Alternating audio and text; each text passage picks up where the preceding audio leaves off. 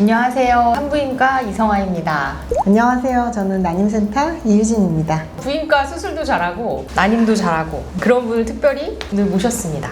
오늘은 가임력 보존에 대해서 얘기를 나눠보려고 합니다. 가임기 여성한테 너무나 핫한 검사가 있습니다. AMH라고 많이들 알고 계신 검사인데 난소의 나이를 계산할 수 있다라고 해서 많이들 하고 있는 검사입니다. 부인과에서는 난소의 기능이 떨어질 수 있는 질병에서 특히 자궁내막증 같은 경우가 난소의 기능이 떨어질 수 있거든요. 난자의 수가 감소한다든지 난포의 그런 난자의 질이 퀄리티가 감소할 수 있는 그런 질환에서 이 AMH를 검사를 합니다. 또 이러한 병으로 난소 수술하기 전에 수술 전후에 얼마나 난소의 그런 기능이 잘 유지가 되었는지 보는 때도 검사를 하고요. 또 반대로는 난포가 너무 많아서 생기는 그런 다낭성 난소 증후군 같은 경우에서도 질환을 구분하기 위해서 검사를 하기도 합니다. 난임 파트에서는 난자를 앞으로 키울 수 있는 개수라든지 정확한 난소의 평가를 위해서 생리 이틀째나 3일째 검사를 진행하고 있고 그 시기에 AMH 수치가 가장 정확한 검사 결과라고 보시면 될 것 같습니다.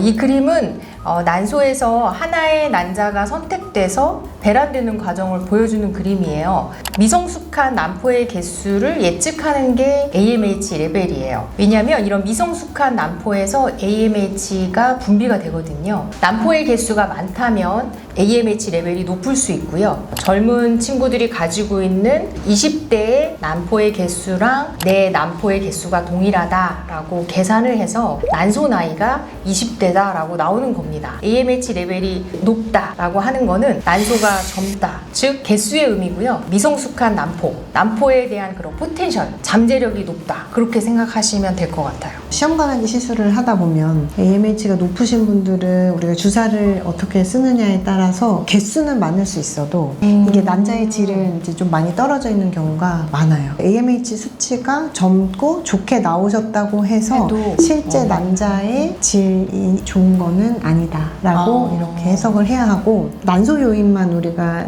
임신에 영향을 주는 건 아니기 때문에 또 남성 요인도 있을 수 있고 우리가 착상과 관련된 부분도 있을 수 있기 때문에 이 검사 하나만으로 우리가 전체적인 난임의 원인이라든지 아니면 임신 성공률에 대한 거를 이제 예측하기는 조금 어렵다고 보시면 되겠습니다. 그 AMH도 보험이 될 수가 있어요. 난소 수술할 때 일부 정상 조직도 손해를 볼 수가 있거든요. 난소 수술 전에 AMH 검사를 하면 보험이 되고요. 수술 끝나고도 보험은 되고, 자궁내막증처럼 난소 기능이 좀 떨어질 수 있는 그런 경우는 수술 전에 AMH 검사를 한다면 보험이 될 수가 있습니다.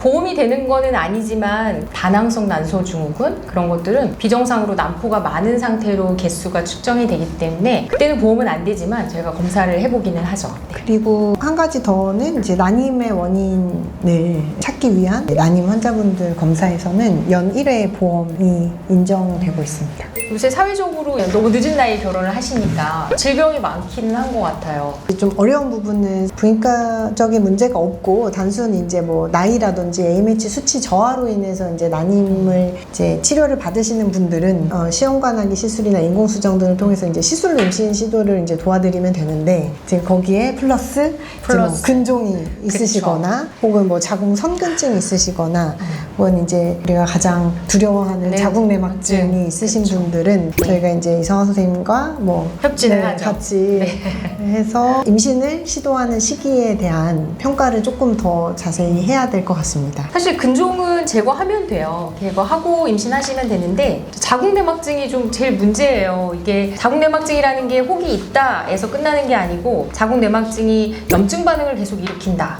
그래서 이 만성 염증 반응이 난소의 기능을 떨어뜨린다. 학회에서도 요새는 그렇게 권고하고 있어요. 자궁내막증 있는 사람 치료만 하지 마라. 이 사람의 가임력을 보존시키기 위해서 난임센터와 같이 상의해라. 그렇게 권고를 하고 있습니다. 그 자궁내막증이 있으신 분들, 우리가 이제 있는 상태에서 수술을 먼저 하지 않고 시험관하기 시술을 하시는 경우들도 종종 있는데요. 이제 그런 경우 실제 난자를 채취를 해보면 난자의 질이 좀 상대적으로 떨어져 있는 경우들이 많이 있고, 있고 이제 자궁 내막증으로 인한 만성 염증, 네 그리고 뭐 이제 그로 인해 산화 스트레스 이런 것 때문에 난자의 뭐 미토콘드리아 기능 저하 등으로 인해서 난자질이 많이 감소하고 뭐 이로 인해서 우리가 이제 수정률이 좀 떨어진다든지 떨어지죠. 배아의 상태도 조금 등급이 좀 낮은 채로 분열을 하는 경우들도 종종 있습니다. 근데 또 문제는 수술을 하면 정상 조직도 많이 이렇게 떼어지고 하기 때문에 수술하는 게 위험할 수도 있어요. 이거는 난임을 먼저 하시는 게 좋겠습니다 하고 얼른 보내드리긴 하거든요. 우리가 이제 중요시 해야 되는 건 자궁내막증의 크기가 어느 크기. 정도인지 그리고 이제 위치에 따라서 저희가 난자를 채취할 수 있는지 없는지도 먼저 평가를 하게 되고요. 이제 수술 전에 우리가 채취를 했을 때 얻을 수 있는 난자의 개수와 수술 후에도 어느 정도를 얻을 수 있는지에 대한 평가를 좀 한 후에 임신 시도를 먼저 하시거나 뭐 아니면 시험관하기 시술을 먼저 하시거나 혹은 수술 후에 뭐 한두 달 회복 후 이제 시험관하기 시술을 하는 경우가 있습니다. 얼마 전에 제가 난소 혹이 있으신 분인데 수술을 해야 돼요. 근데 이전에 수술을 했기 때문에 난소가 정상인 부분이 거의 없더라고요. 그래서 일단은 너무 젊으신 분이라서 난자 냉동을 먼저 해야 되나 하고서 보내드린 분이 있어요. 다행히도 그 환자분은 결혼을 하신 상태였고 나이가 35세 정도로 그래도 비교적 좀 젊은 나이에 이제 속하시는 분이라 한 9개월 정도에 걸쳐서 난자 9개월. 3개를 네, 냉동을 했어요. 힘들게 네. 이제 난자 3개를 모아서 저희가 이제 3개를 최근에 이제 이식을 했고 임신에 성공이 되어서 쌍둥이 오, 그래요? 네, 임신이 잘 되셨던 케이스가 있었습니다. 그럼 네. 지금 상과로 다니고 있나요? 네, 상과로 이제 상과를 가보면 다시 또 저희한테 오세요.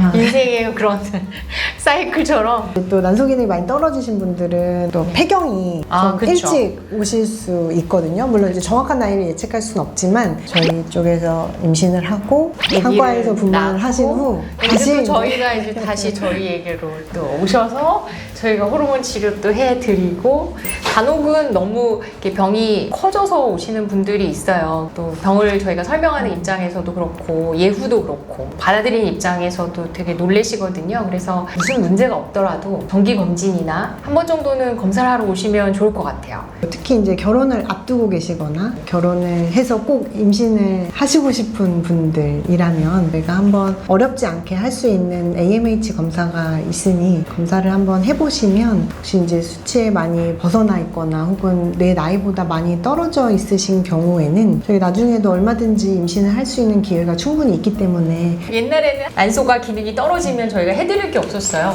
근데 이제는 기술의 발전으로 도와드릴 수 있는 게 있고 가입력이 보존될 수 있으니까 많이 찾아오셔서 상담해 주세요. 감사합니다. 난자를 미리 꺼내서 이제는 얼려두잖아요. 그래서 난자 냉동이라고 하는데 꺼내서 너무 꺼내서 우리는 꺼내서라고 설명하는데 난자만 꺼내서